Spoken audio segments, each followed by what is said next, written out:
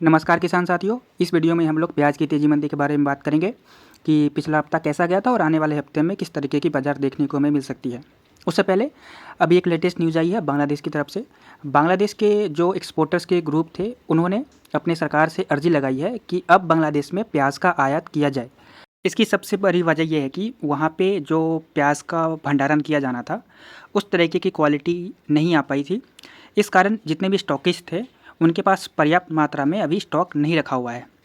इस वजह से हमने देखा कि अभी प्राइस भी वहाँ पे काफ़ी हद तक ऊपर की तरफ आई थी और हमारी एक बातचीत हुई थी वहाँ के इम्पोर्टर से। उन्होंने बताया भी था कि मार्केट में अभी तेज़ी का ही रुख बना हुआ है और 15 जुलाई के आसपास मार्केट में और ज़्यादा तेज़ी आने की संभावना बन सकती है।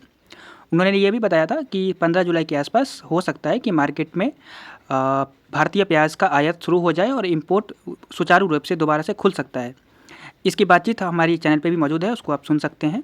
और जिस तरीके से अभी लेटर लिखा गया है वाणिज्य मंत्रालय को, तो इससे ऐसा लग रहा है कि 15 जुलाई के आसपास बांग्लादेश वापस से भारतीय प्याज का आयात करना शुरू कर देगी। इसका सबसे बड़ा इफेक्ट पड़ेगा जो मीडियम साइज़ की प्याज है, गोल्टा गोल्टी, उसके भाव पे बहुत अच्छा खासा असर देखने को हमें मिलेगा। अगर उसमें तेज़ी आएगी तो बाकी अन्य क्वालिटी में भी तेज़ी 100% देखने को मिल जाती है। और हमने रिपोर्ट के माध्यम से आपको बताया था कि अक्सर जून के महीने के आसपास बांग्लादेश प्याज आयात करना शुरू कर देती है। लेकिन पिछला वर्ष जो पूरा गया था, पूरा एक्सपोर्ट जो बैन हुआ था, उस कारण बांग्लादेश सरकार ने लोकल प्याज की प्रोडक्शन पे अच्छी खासी इन्वेस्टमेंट भी की थी और अच्छी खासी ध्यान भी दी थी, जिस कारण अभी वहाँ पे लोकल प्याज की जो प्रोडक्शन है काफ़ी बम्पर प्रोडक्शन इस बार आई थी। तो फिर अभी देखते हैं किस तरीके से गवर्नमेंट रिएक्ट करती है और इंपोर्ट परमिशन देती है या नहीं देती है।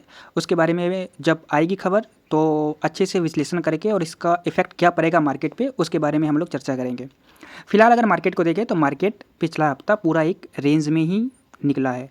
पिछला हफ्ता और उसके पिछला हफ्ता भी जो मार्केट की रेंज थी, उसी रेंज के आसपास मार्केट ट्रेड करती हुई दिखाई दी है। यानी कि नीचे में जो बेस प्राइस हमने आपको बता के रखा है 1400, वो 1400 के ऊपर मार्केट अभी फ़िलहाल ट्रेड करती हुई दिखाई दे रही है। कल की गिरावट भी आई थी जो कि नीचे 1450 के आसपास मार्केट आई थी, वहाँ से सपोर्ट लेते हुए ऊपर की तरफ मार्केट ने सैटरडे को क्लोजिंग किया है। तो इससे हम लोग को ये समझ में आ चुका है कि जो हमारा बेस प्राइस था 1400 का, वहाँ पे लिवाली काफ़ी ज़ोरदार हमें देखने को मिल रही है। यानी कि मार्केट में उस लेवल पे, उस भाव पर मार्केट जब आती है तो जो भी खरीदार हैं, जो भी स्टॉकिस्ट हैं, वो अपनी खरीदारी वापस से शुरू कर देते हैं।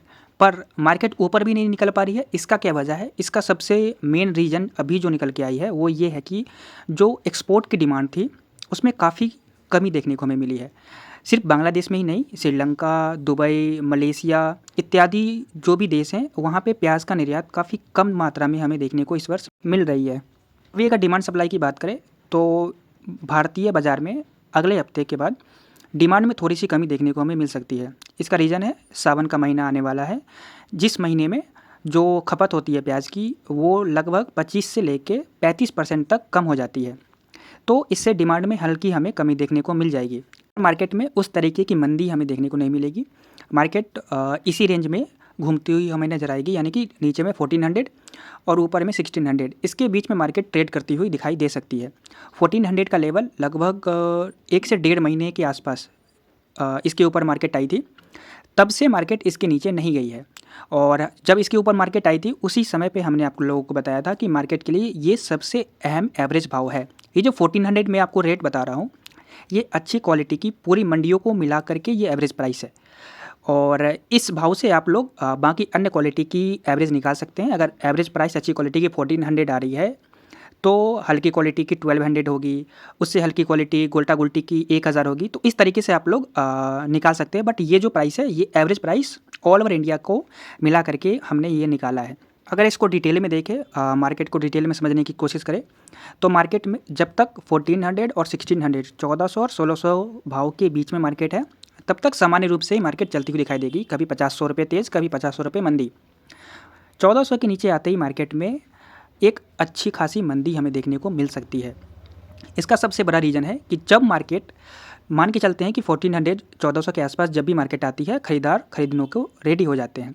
लेकिन अगर उसके नीचे मार्केट आ रही है, इसका मतलब है कि अब जो स्टॉकिस्ट हैं, जो व्यापारी हैं, उनको इस भाव पर फ़ायदा नहीं हो रहा है। जब उनको फ़ायदा नहीं हो रहा है, उनकी लिवाली सुस्त हो जाएगी। तो इस वजह से मार्केट में प्रॉफिट बुकिंग ज़्यादा देखने को मिलेगी। जितने भी स्टॉकिस्ट हैं वो अपना माल ज़्यादा से ज़्यादा निकालने की कोशिश करेंगे। सोर्स की मंडियों में आवक बढ़ेगी, बिक्री के मार्केट में आवक बढ़ेगी, तो इससे मार्केट में एक भय उत्पन्न हो जाती है, जिससे मार्केट में एक अच्छी खासी मंदी हमें देखने को मिल सकती है, जो कि मार्केट को 1400 से जब मार्केट नीचे क्रॉस करेगी तो 1100-1200 तक आ सकती है। बट उसकी संभावना काफ़ी कम लग रही है। इसकी वजह है कि मार्केट ने बहुत ज़्यादा दिनों तक इसके ऊपर ट्रेड किया है। इस भाव के आसपास जितने भी स्टॉकिस्ट हैं उनकी खरीदारी बम्पर हुई है।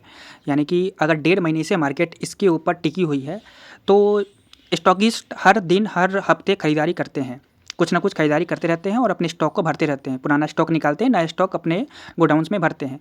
तो इस रेट पे उनकी अच्छी खासी खरीदारी होके रखी है। तो वो लोग कोशिश करेंगे कि मार्केट इसके नीचे ना जाए जब तक कि कोई बड़ी वजह इसके पीछे ना आए। यानी कि अगर बहुत ही बम्पर आवक आने लगती है या फिर डिमांड्स में काफ़ी ज़्यादा ही कमी देखने को मिलती है तो उनकी भी मजबूरी बनेगी कि मार्केट में वो अपना सप्लाई निकालेंगे। पर जिस तरीके की मार्केट अभी सामान्य रूप से चल रही है, इसमें उस तरीके की मंदी की कोई भी संभावना नज़र नहीं आ रही है। दूसरी ओर आज की एनालिसिस में हम लोग का पक्ष था कि मार्केट में एक सुस्तीपन देखने को मिल सकता है, एक लेवाली सुस्ती की तरफ जाती हुई दिखाई दे सकती है। पर जिस तरीके की कल खबर आई है उससे पूरा का पूरा इसका एनालिसिस चेंज हो चुका है कि अगर मार्केट में बांग्लादेश प्याज परमिट मिल जाती है तो जो भी स्टॉकिस्ट हैं, जो भी व्यापारी हैं, उनकी खरीदारी ज़ोरों से देखने को हमें मिलेगी। इसकी वजह है कि बांग्लादेश के जो इम्पोर्टर्स हैं उनको भी पता है कि अगर इंडिया में प्याज का भाव 25 से 30 रुपए तक जाएगी तो इंडिया या तो एक्सपोर्ट को बैन करेगी या फिर इस पर ड्यूटी लगाएगी। तो वहाँ के जो भी इम्पोर्टर्स होंगे वो ज़्यादा से ज़्यादा प्याज के कंटेनर्स को इंपोर्ट करने की कोशिश करेंगे और उसको स्टॉक करने की कोशिश करेंगे। तो इससे डिमांड में अच्छा खासा इजाफा हमें देखने को मिल सकता है।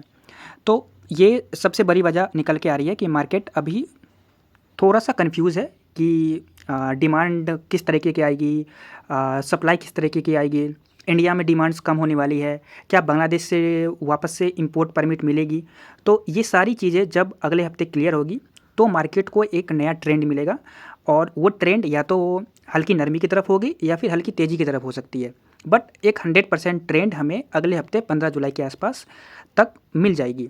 तो इसको हम लोग ट्रैक करते रहेंगे और जो भी अगर कोई न्यूज़ आती है तो उसको मैं आपको ज़रूर बताने की कोशिश करूँगा और मैं कोशिश करूँगा कि वापस से वहाँ के जो इम्पोर्टर्स हैं उनसे मैं बातचीत करूँ और थोड़ा डिटेल में समझने की कोशिश करूँ कि वहाँ की भी लोकल रिपोर्ट क्या कह रही है, किस तरीके की प्रोडक्शन आ रही है मार्केट में और किस तरीके की स्टॉक अभी वहाँ पे अवेलेबल है, वो सारी चीज़ें मैं आपको बताने की कोशिश करूँगा।